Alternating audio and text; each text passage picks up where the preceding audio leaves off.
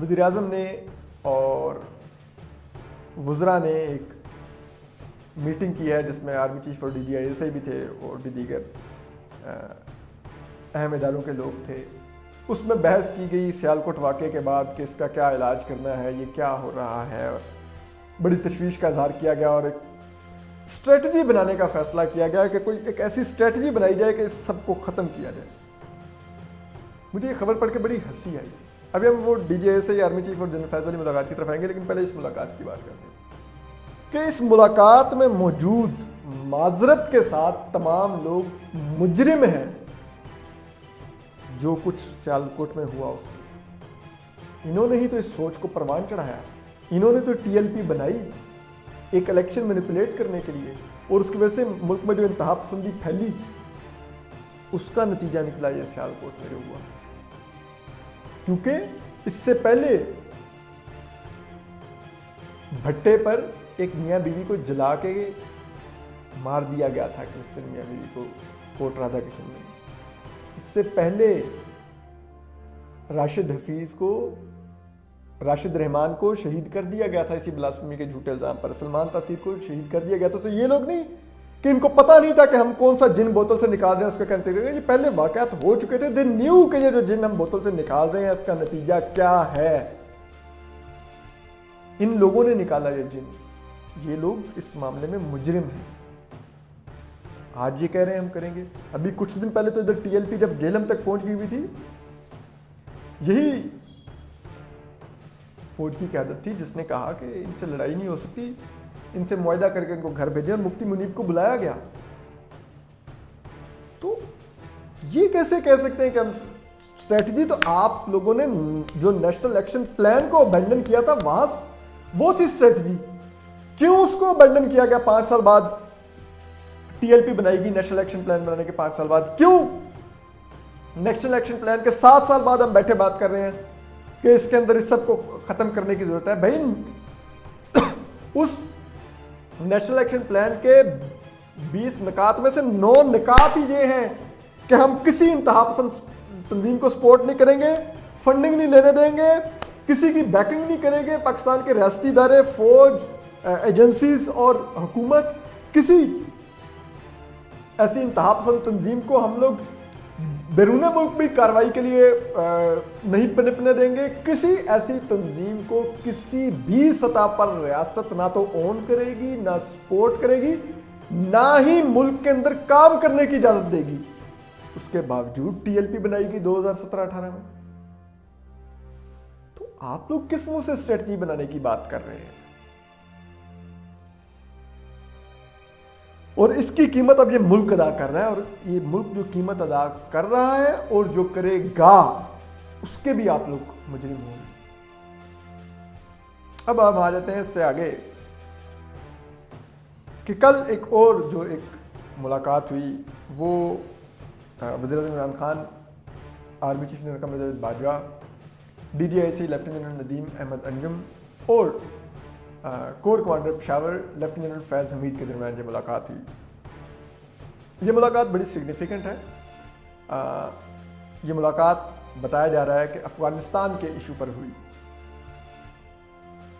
اور افغانستان کے ایشو پر اس میں ڈسکس کیا گیا, اور اس میں لیفٹیننٹ فیض حمید کو اس لیے بلایا گیا بطور کور کمانڈر پشاور کیونکہ افغانستان کا معاملہ تھا اور ان کی افغانستان کے معاملے میں ان کی ایک ہے وہاں کی انڈرسٹینڈنگ, وہ اس افیئرز کو ڈیل کرتے رہے ہیں. ہاں لیکن ماضی میں جو افغانستان میں ہو رہا تھا اس پر جب لیفٹیننٹ جنرل فیض حمید کور کمانڈر بننے سے پہلے ڈی جی آئی ایس آئی تھے تو جو میٹنگز ہوتی تھیں افغانستان کے ایشو پر اس میں کور کمانڈر پشاور کو نہیں بلایا جاتا تھا, لیکن اس دفعہ بلایا گیا لیفٹیننٹ جنرل فیض حمید کو. اور یہ اب ذرائع بتا رہے ہیں کہ وزیر اعظم ہاؤس میں ایک افغانستان سیل قائم ہے, اور افغانستان کو فارن آفس نہیں ڈیل کر رہا, وہ وزیر اعظم ہاؤس میں بیٹھا ہوا سیل ڈیل کر رہا ہے. اور وہ سیل جی ایچ کیو اور آئی ایس آئی سے رابطے میں ہوتا ہے, کیونکہ ظاہری بات ہے یہ سیکیورٹی مسئلہ ہے تو جی ایچ کیو اور آئی سی اس کو ڈیل کرتے ہیں. اور اس سے قبل صرف جب 1980s اور 90s میں جب افغانستان میں پاکستان کی بہت زیادہ انوالومنٹ تھی تو اس وقت کے جو صدر تھے غلام اسحاق خان, انہوں نے افغانستان سیل قائم کر رکھا تھا प्रेसिडेंट हाउस में। तो अब इस दफ़ा प्राइम मिनिस्टर हाउस में वो सेल मौजूद है और उसके ज़रिए अफ़गानिस्तान के मामलात को डील किया जाता है। लेकिन अफसोस की बात यह है कि कश्मीर जो कायद-ए-आज़म ने पाकिस्तान की शहर करार दिया था, वो अगस्त 2019 में भारत हमसे छीन के ले गया। उसके लिए कोई ऐसा सेल नहीं बनाया गया, उसको भारत के एग्जाम को रिवर्स करवाने की ऐसी कोई कोशिश नहीं हुई, कुछ नहीं हुआ। ना ही हम OIC से कोई मजम्मत करवा सके भारत की, ना कुछ और करवा सके कोई आलमी फ्रंट पर। हमने लाखों कश्मीरियों को भारतीय फौज के रहमो करम पर छोड़ दिया, मोदी की झोली में डाल दिया, कुछ नहीं हमने किया।